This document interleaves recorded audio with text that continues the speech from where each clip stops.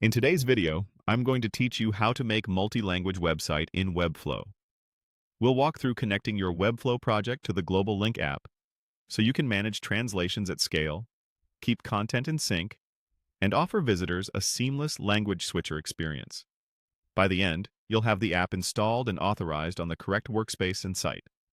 Start inside Webflow.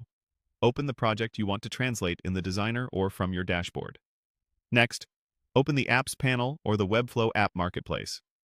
In the search field, start typing GlobalLink. If you see multiple search boxes as you navigate, use the visible one.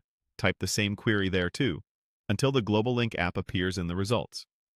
When you see GlobalLink for Webflow, select it to open its mini card, then choose Open Full Listing to view the complete app page. This is helpful for confirming capabilities, pricing, and compatibility. On the listing, take a moment to review the tabs. Check permissions to understand exactly what the app will be allowed to read and update in your project, such as CMS items, assets, pages, and components.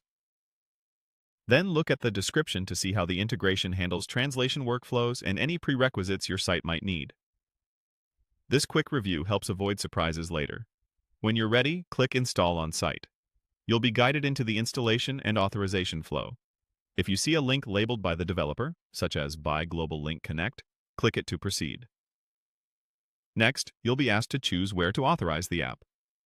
Click Select Sites or Workspaces to authorize, then pick your workspace that owns the project you opened earlier.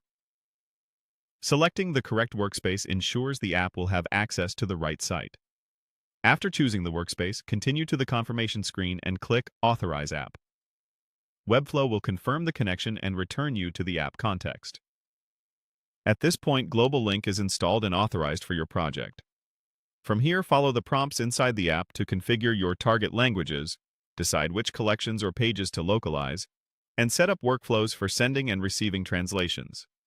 Tip: check that your user role has the needed permissions and make sure your publishing plan supports the features you intend to use. It's also smart to publish a staging version first and verify language switcher